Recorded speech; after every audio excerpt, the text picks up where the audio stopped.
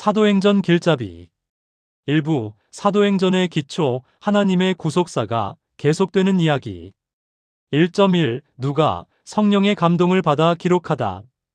사도행전을 펼치면 우리는 곧 한 사람을 만나게 됩니다.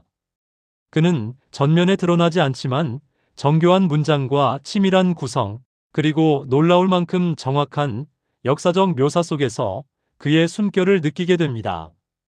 그는 바로 사랑받는 의사 누가, 골로새서 4장 14절입니다.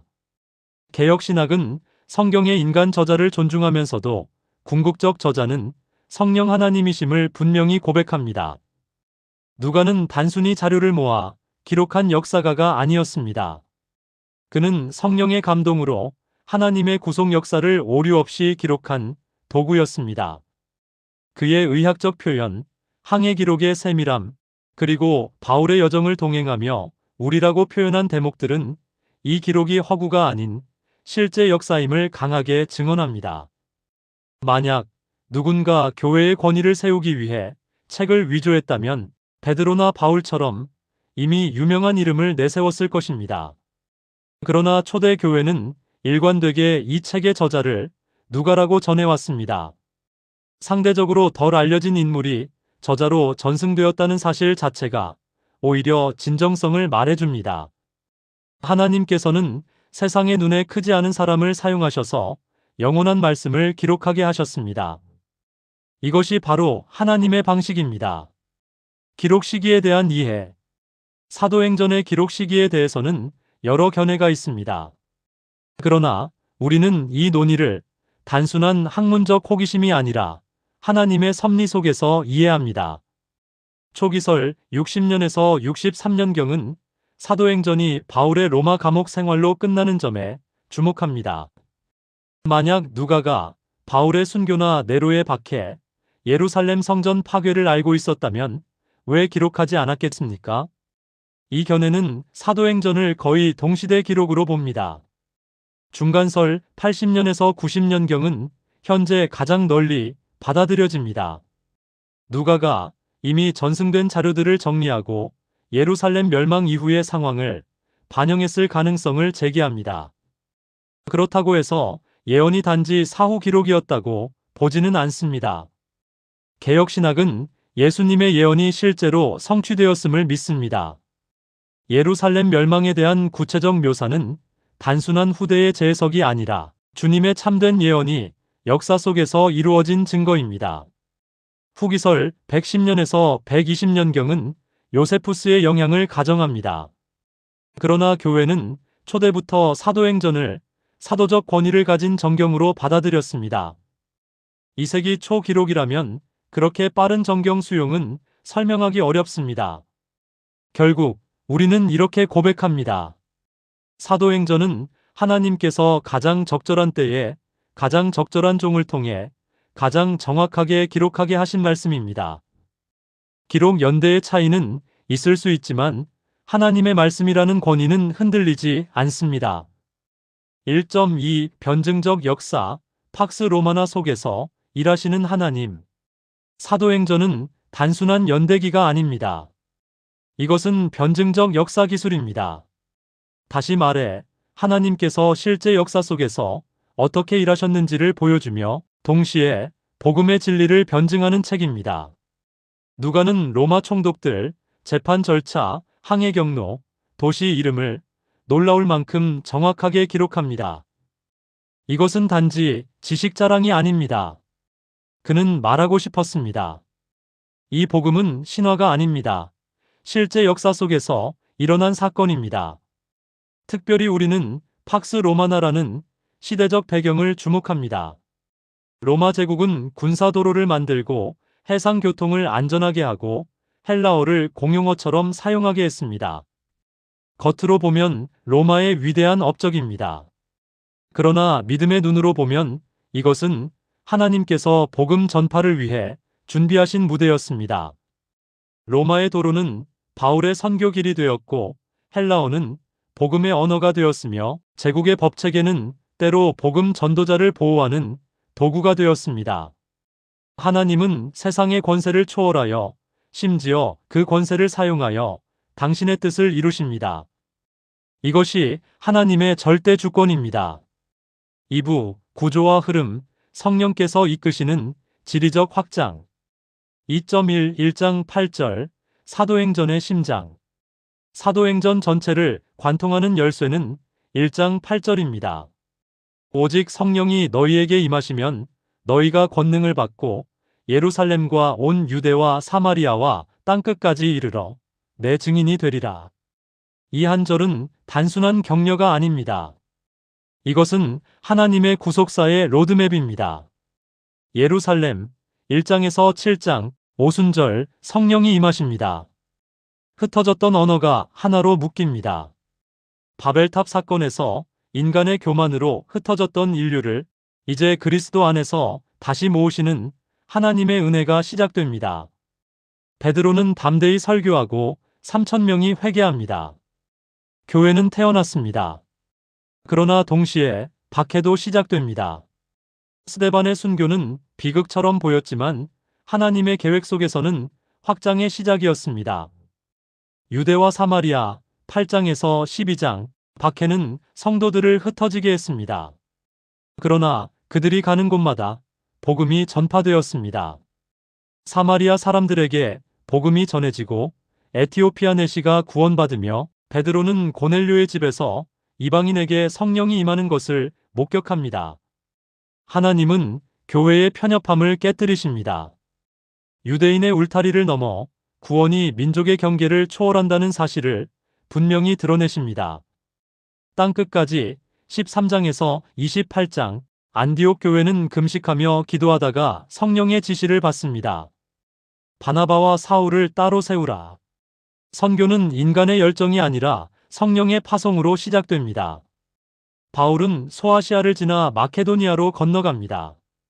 마케도니아 사람 하나가 서서 청하여 이르되 우리를 도우라. 이것은 단순한 환상이 아닙니다. 복음이 유럽으로 건너가는 역사적 순간이었습니다. 마침내 복음은 로마에 도달합니다. 황제의 도시, 제국의 심장부, 세상의 중심이라 불리던 그곳에 복음이 선포됩니다. 이것은 하나님의 승리 선언과도 같습니다.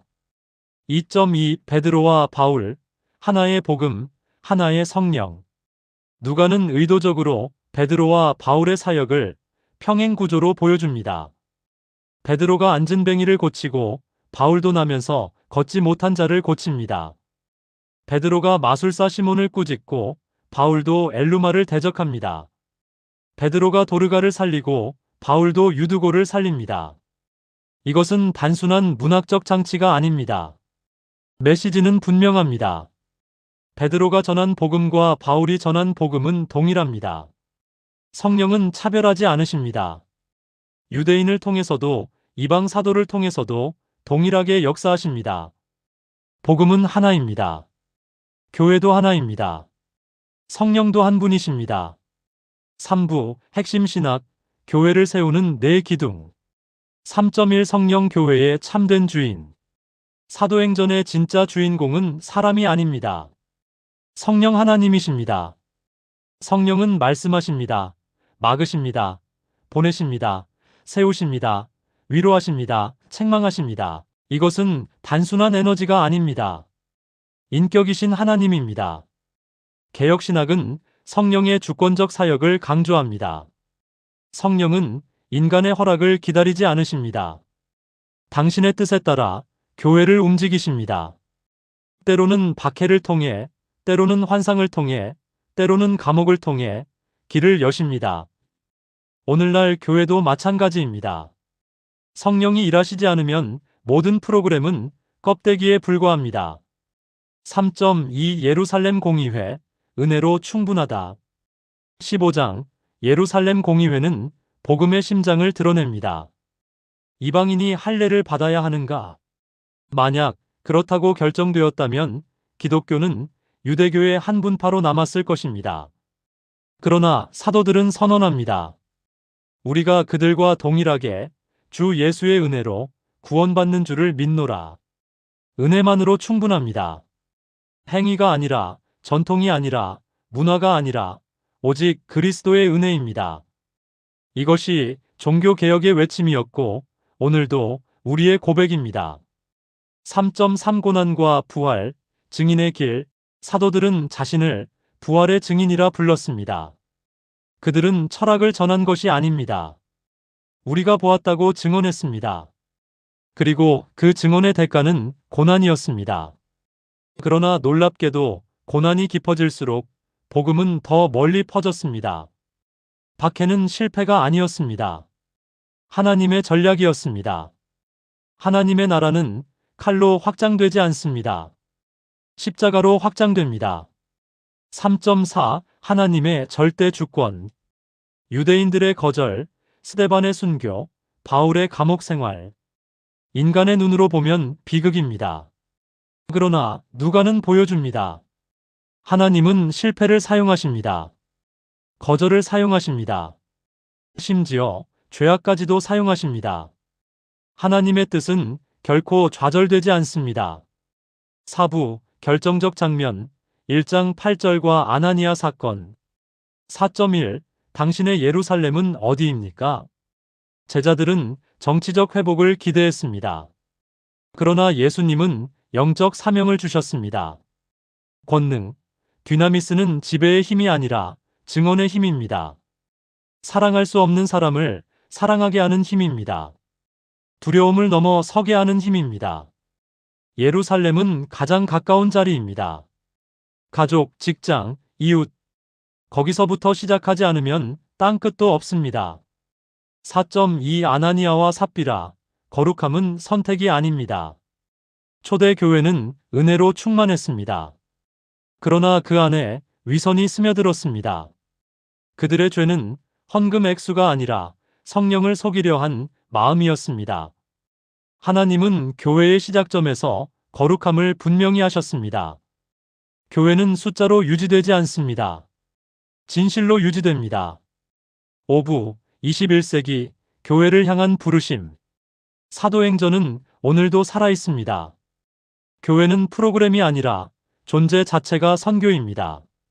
성령 의존은 선택이 아니라 본질입니다. 코이노니아는 감정이 아니라 삶의 나눔입니다.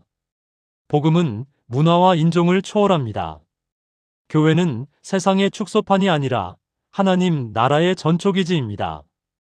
6부 사도행전 29장을 살아가는 교회. 사도행전은 28장에서 끝나지만 하나님의 역사는 끝나지 않았습니다. 오늘 여러분의 삶이 29장입니다. 여러분의 가정이 선교지입니다. 여러분의 직장이 예루살렘입니다. 성령은 여전히 말씀하시고 보내시고 능력을 주십니다. 사도행전은 과거에 박제된 기록이 아닙니다. 지금도 성령 안에서 살아 움직이는 하나님의 현재 진행형 역사입니다. 사랑하는 성도님들, 당신의 예루살렘은 어디입니까? 성령의 권능으로 오늘 그 자리에서 증인이 되십시오. 하나님은 여전히 당신을 통해 일하고 계십니다.